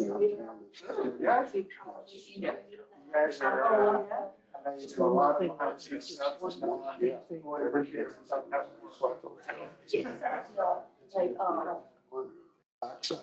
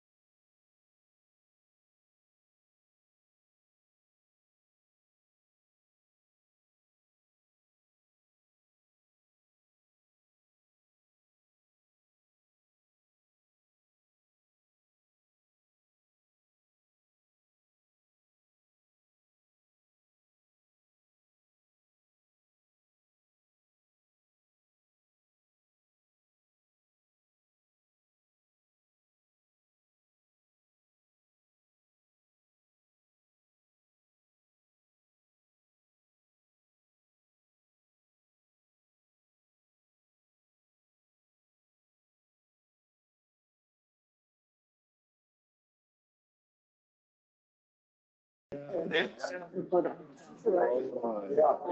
deal with all of them. A lot. It should take very long. Justin Reynolds call you. Oh, yeah. Yeah, he said he would. I know he's a busy man, but call him on your turn. I will. Because I You look believe, at ours? I believe he said he'll put it in for free. Okay. Freaking old. Yeah, so, yeah. And then wider. I mean, he's Yeah, big. well, if you're gonna replace it, replace it. Right. Yeah, do it right. And I was gonna ask him. See, on the north one up there that's exposed, that gets crushed, go to the gas pipe. I mean, Yeah, go to the gas pipe. That way, if you ain't got any cover, you can't crush that gas pipe that you can get up there off of 3,400. Yeah. and the other side, I was gonna, You just have a I few think minutes, the a few township seconds. will install them for free for you. Yeah, so. and I was gonna ask him, would he let us lay a chain in that when you do that? So or tire to it, kind of time? Sure, I don't know why not. I'm gonna ask him. He can allow that. I asked my, I go, hey, ask him if they'll let us set a chain, and I said, put some couple Yeah, of people. yeah, I've got Keep that chain there, we can clean it. Right, then hook a tire to it, take a tractor, drag it through. Yeah. We'll get about, get a big Yeah, enough. because that sand's hard to beat. It's annoying. Once it gets there, then it's packed full. I feel like we dredge it every once in a while. It would, yeah. What's that? It's 11. Oh, my. I call this meeting to order. Would all rise for the flag salute? I pledge allegiance to the flag of the United States of America and to the republic for which it stands, one nation, under God, indivisible, with liberty and justice for all. Thank you.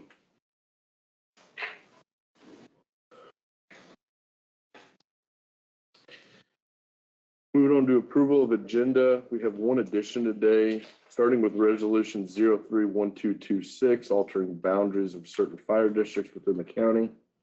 We also have the consideration of purchase of tubes and for multiple locations. We also have an addition today to accept the grant application for our Department of Health. We also have an executive session for attorney-client privilege at the end of our meeting today. I move to approve the consent, approve the agenda. Seconded. All in favor, say aye. Aye. Aye. Motion carries. Consent agenda.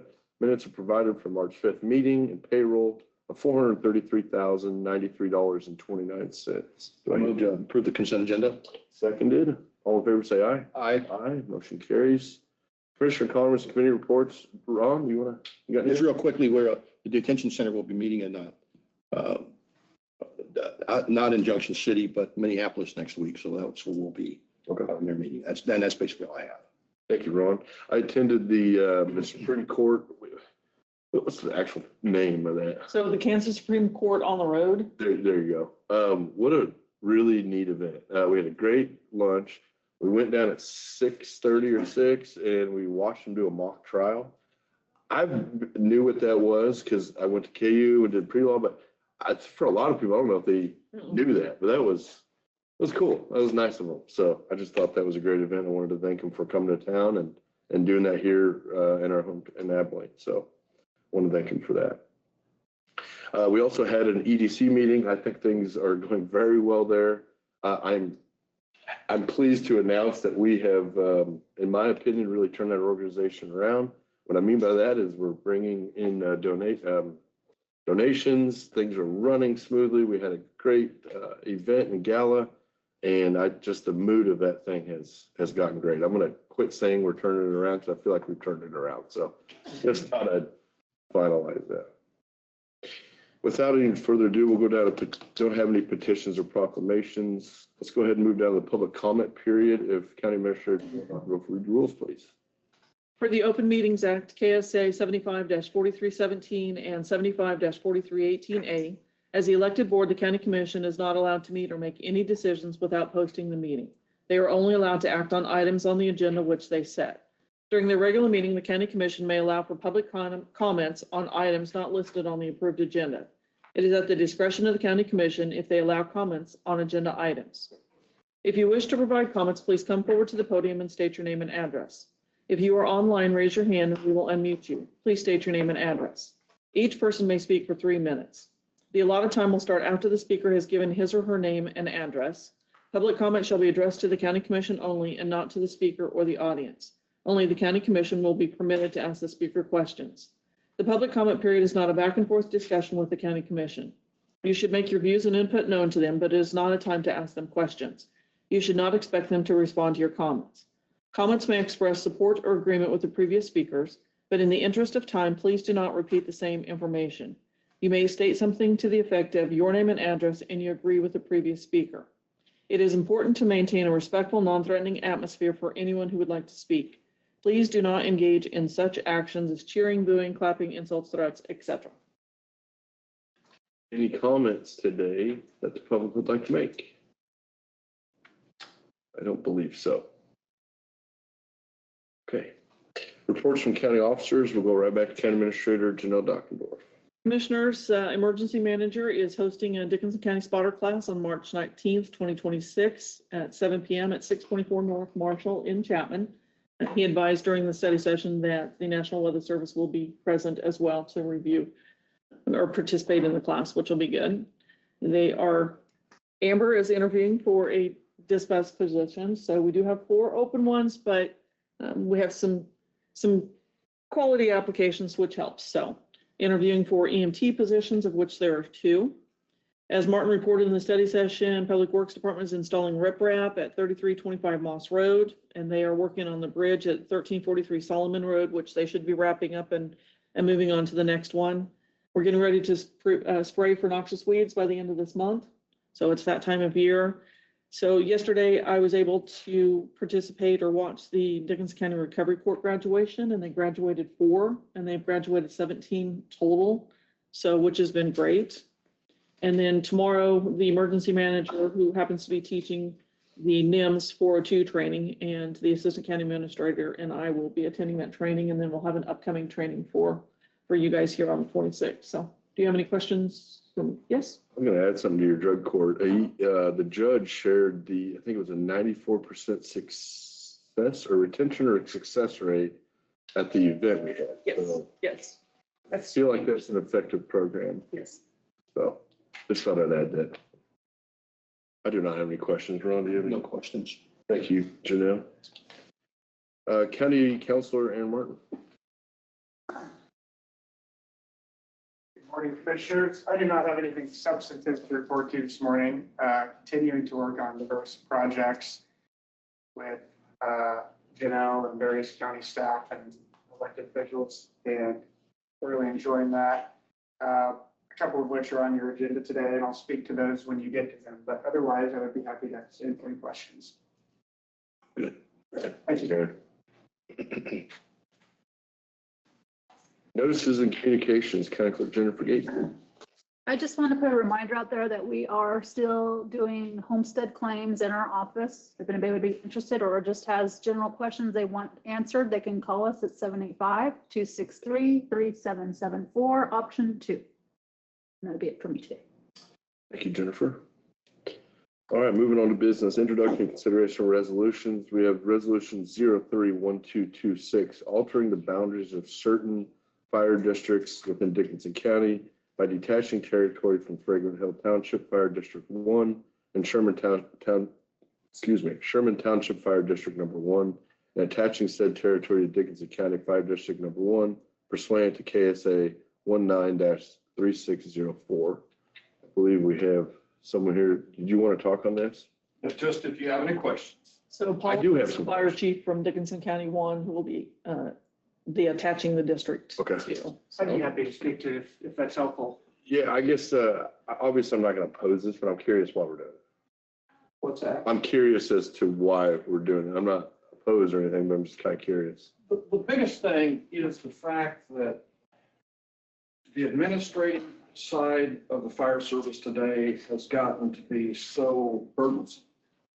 And the smaller districts in our county are really struggling to meet the requirements. And like John alluded to in his EMS recertification, the new thing now is all fire apparatus for each department now has to be inspected by your mechanic. You choose.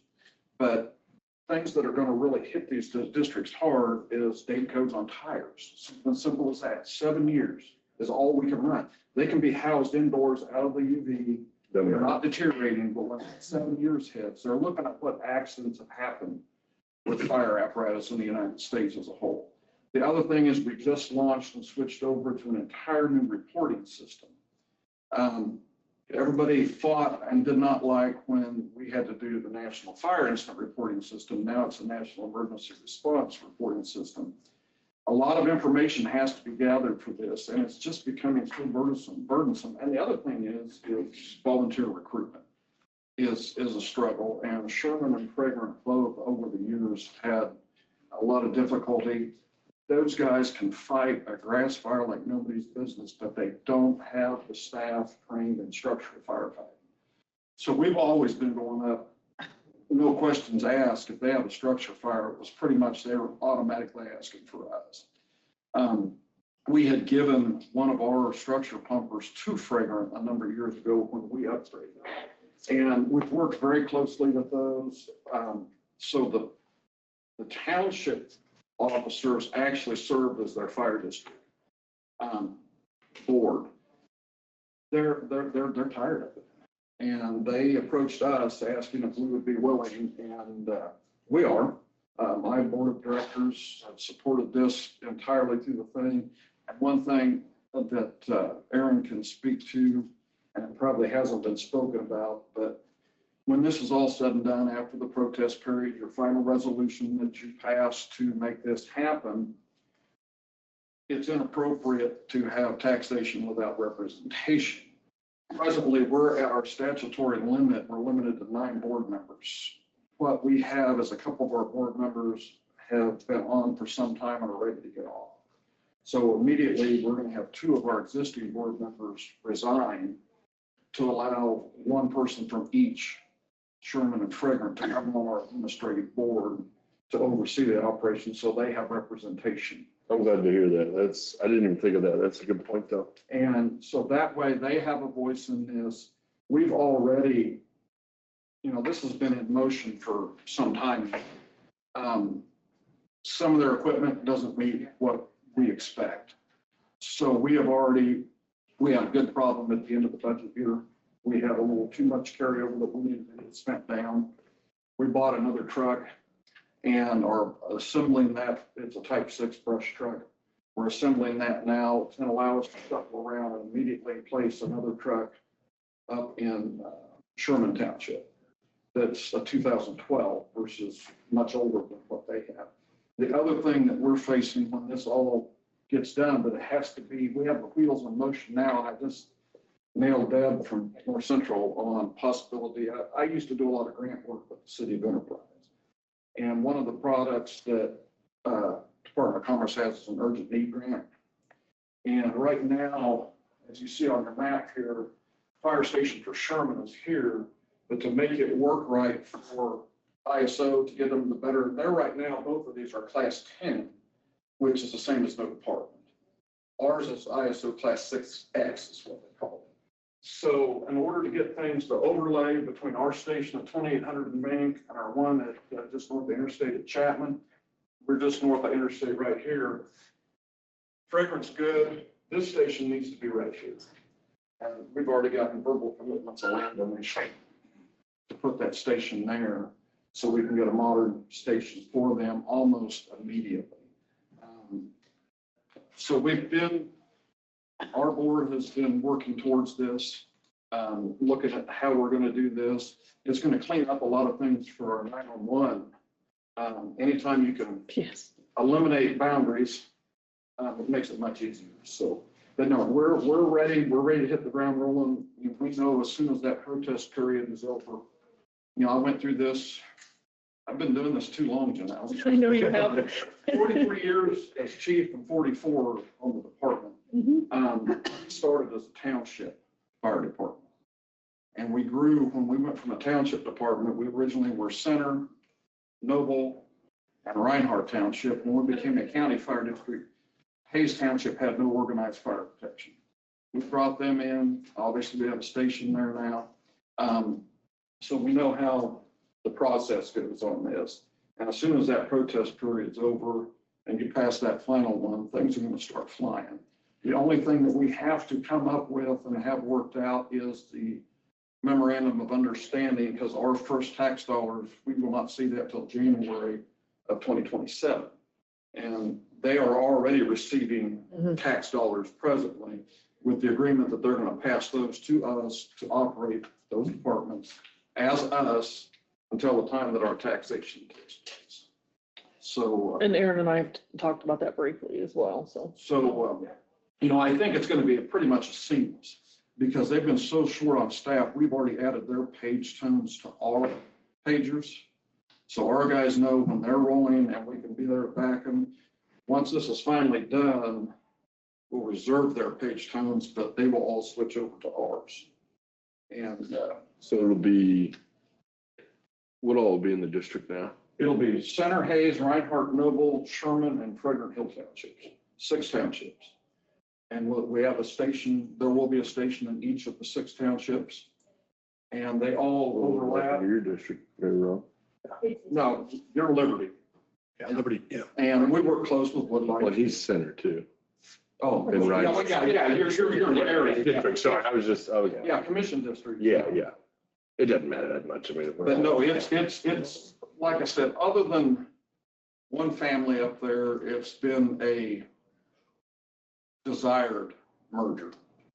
And we're going to try to work with that and try to smooth that thing out. But, our goal is just to provide the best service for the best tax dollar. And that was what I was going to ask you. It sounds like that's what we're trying to achieve. Yes, and the other thing too is it's going to take out the having to request mutual aid.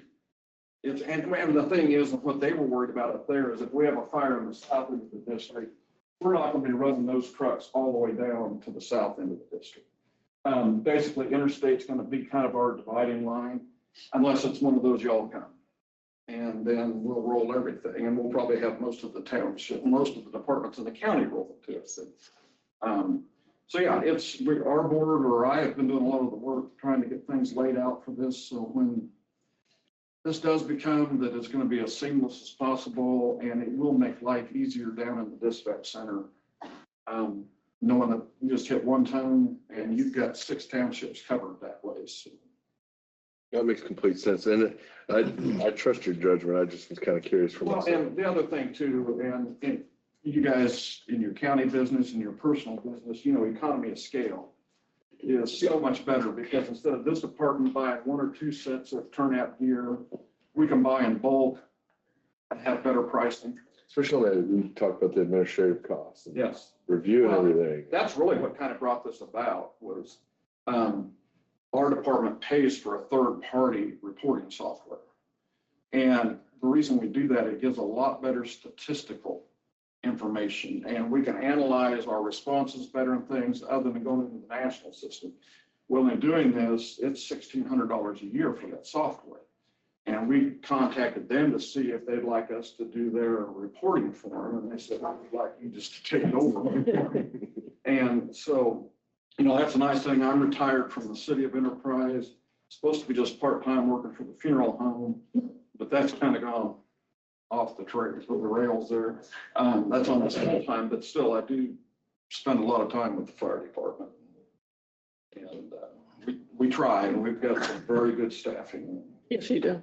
Yeah. And well, it sounds like we got some good experience on the leadership side too. well, Yes, I would agree. Well, he won't toot his own horn, but he's also serves, to share his title, but he's on the State of Kansas Fire Association, higher up in that. So in dispatch, working with the different fire chiefs, they're all great, not saying that, but Sherman and Fragrant should feel very privileged that of all the chiefs, Paul is one of the very proactive, being on that state board. He's very in the know of the technology and all the proactive training and everything. His guys go through a lot of training. So they should feel very good in knowing that this is the fire chief that's taking over for him, because in working with the chiefs, he is a lot of passion behind it. He's always checking in. He's always trying to help out dispatching those responses. So I think that should offer a lot of reassurance to them of who they're getting as their fire chief. Well, then the purpose, we were going to offer better fire protection for our people. That's That's at the end of the day, that's what's. Which in effect should get some savings on their home. Yes. Exactly. We'll have to file a redetermination with ISO once we get our station in its location. But that's the one thing they questioned was how soon could we see Yes. an improvement? And, you know, it takes time. Mhm. But there again, like I said, we're gonna have to get some equipment upgrades. And that will meet national standards. Which is, I'd just like to say a couple of things. This is a wonderful thing you guys are doing, working together. And I'm looking at the signatures on the list. So you guys have been really working on this since September of 25. Is that correct? Okay. Well, even before that, to get to the point of doing. to do the petition. Okay. And what we said is, this has to be on their existing board. I said, this has got to be a grassroots effort. Mhm. And so they're, obviously from your petitions that you sent, it came from them. They're ready for it. I mean, it looked like everybody signed it.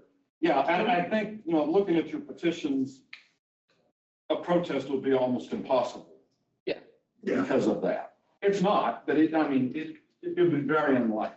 I would think. And so what I'm leading up to, Paul, is it's wonderful. It's great. I'm 100% supportive. But in the public's eye, perception is everything. And so our last meeting, when we were making decisions on fire equipment or stuff like that, it was like all of a sudden we do this and the community, you know, there was a need for any of that. So what I'm asking is time to process and go through things in the future of any of these things. Look in the future. That way it's not a culture shock to us or for me, because I got to take that in and figure what's going on. You know, all of a sudden this is happening. 100% supportive, but want to be on board. Yeah, well, and there again, I think your petition shows that. Yeah. The information has been out there Okay. and. I know where you're going. Yeah. Then thank you. Thank you very much. Okay. Do you have any Any other questions discussion? for do you have any questions for Aaron on the legal side? I really don't. I mean, unless I need to. Do I need to? No, the chief did a great job describing all the business considerations and what all went into it. I wasn't here for that. Just really quickly on the legal Go procedure. ahead. So the statutes provide that Fort County commissioners can create fire districts. Your predecessors have done that in several instances, as you can see. Two of which are the township districts for Sherman and Fragrant. And the statutes that we're operating under today are the ones that allow a fire district, or more than one, to change its boundaries and essentially assimilate it into another one. So that's what the resolution before you does. The threshold is 10% of the owners of 10% of the area of land must sign the petition. Yeah. If you find that petition sufficient, then you may, in your discretion, adopt this resolution. The protest petition that the chief referred to will start and run for a period of 30 days. Going after the second publication of this resolution, if you adopt it, and it would take the owners of 19% of the area of land to submit a protest petition, and if that occurred, then your resolution would be null. Did we feel like we fulfilled the 10? Yes, so I went in, verified, I had Ricky create a GIS map with locations and verified the signatures and the property owners, so. And then we met that threshold. Yes, we exceeded that threshold, yes. And we're asking for procedural, just because. Right, yeah, exactly. Any other questions or discussion before we consider voting?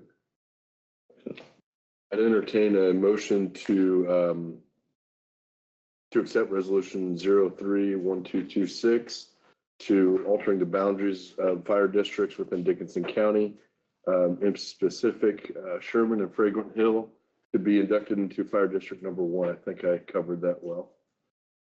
I'll make that motion of accepting the resolution 03-1226 and its contents. I'll second that. Any other discussion before we vote? All in favor, say aye. Aye. Aye. Motion carries. Great work. I know this is obviously taking you a long time, Paul, and we'll get it signed to you. I appreciate it. No problem. Thank you. And I got that signed right here. All right, moving down. Don't forget the graph. I didn't write it.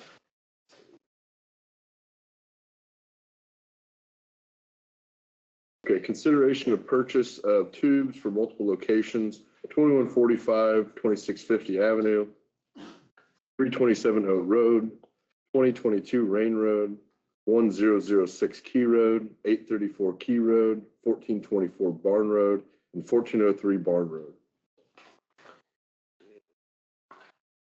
Like our suggested bid came, staff is recommending tubes from J&J at $38,557. Is that the total quote? $557.70, and that's 70. for several. The 2145, 2650 Avenue is a separate because of the size of the tube, so. Okay. So, let's read Just the that. top bit on that first The page. top one here, okay. Yeah.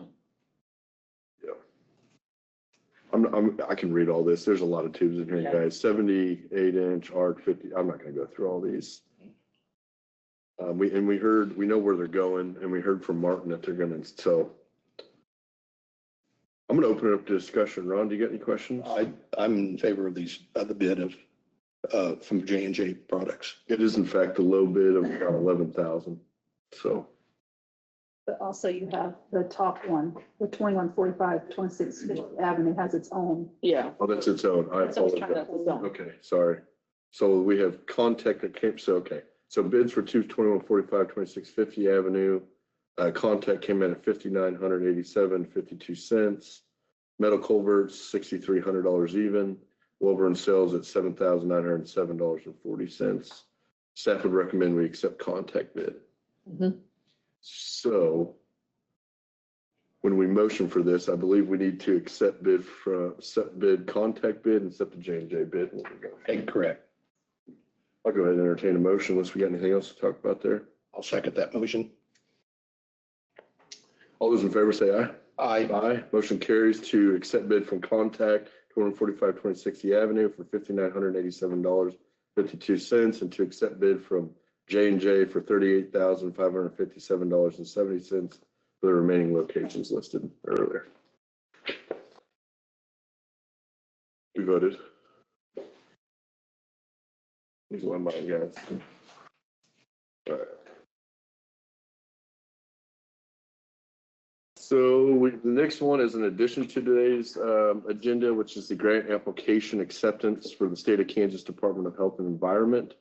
The grant application is in the amount of $98,341. It's exactly what it sounds like. It's a grant to help us run our health department. Mhm. I believe this is pretty much housekeeping. It is. So Now, I will say that last year we requested $103,382 and the state allocated $96,671. So there's no guarantee we're going to receive the $98,431. There's two grants in there, the IEP, which is the immunization action, and the state formula for managing the health department. Those two are pretty much set. The other two is the mother, child, and health and the emergency preparedness grant. Those are the ones that we did increase our request a little bit, but those are the ones that they would probably reduce if the state chooses to do so. surely John will let us know what Yes. we actually get back. Yes. Okay. Questions, Ron? No questions. We go ahead and motion to, well, actually, I can't. You want to motion this, John? I'll make a motion to accept the grant application for the $98,341. I second that motion. Any discussion? All in favor, say aye. Aye. Aye. Motion carries to accept grant application. This is where, sorry. All righty. You wanted to come up first?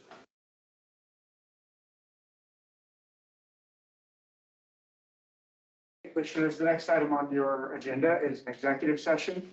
And as you know, the Kansas Open Meetings Act requires that a motion to recess into an executive session for ingredients. Number one, the statutory justification, which in this case will be the need for consultation with an attorney for the body, which would be deemed privileged in the relationship, attorney-client relationship. Must also contain the subject matter, which in this case we've described as discussing matters related to the coma complaints and the Attorney General's investigation. And it must also describe the time and place at which the meeting will be. One of the things that I'm going to suggest is it is very difficult sometimes on the fly to iterate a proper executive session motion. And one of the things I've found successful for other clients is to, when we know we're going to have an executive session, for me to help prepare that in advance. We won't always know, but when we do, I'll do my best to provide that to you and maybe even get it on the agenda. But as you know, I've given you the text of a proposed motion, and for today's purposes, I would ask that I just read that verbatim, one of you pass that motion. Another thing is, you may know, past practices to describe who is attending. That is not a legal requirement under the Kansas Open Meetings Act. I ask you that. It is commonly done, and it is certainly not a bad idea. But I don't want you to think the absence of that is unlawful. In this particular case, however, I would ask that Ms. Dockendorf be invited into the executive session. Generally, we can't invite mere observers, but anyone who is perceived as a valuable resource or resource can come in. So in this case, I would recommend we start with her, but that does not need to be part of your motion. And I would recommend that we have a 35-minute executive session. Oh, I was gonna give it 45. Well, let's start with 35. If we can always get more time. Sounds good. I move that the Board of County Commissioners recess into executive session for a period of 35 minutes to discuss the legal counsel matters relating to Kansas Open Meetings Act complaints and Attorney General's investigation based upon the need for consultation with an attorney for public body, which would be deemed privileged in the attorney-client relationship pursuant to KSA 75-4319 subsection B2. The open meeting will resume at a 12:06 p.m. Let me give us 1 minute to break here. So we'll break at 11:31. I'll second the motion. All in favor, say aye. Aye. Aye. Motion carries. Executive session will start at 11:31 a.m. Good morning. And that's now. Oops, I thought that was zeros on there. I'm sorry.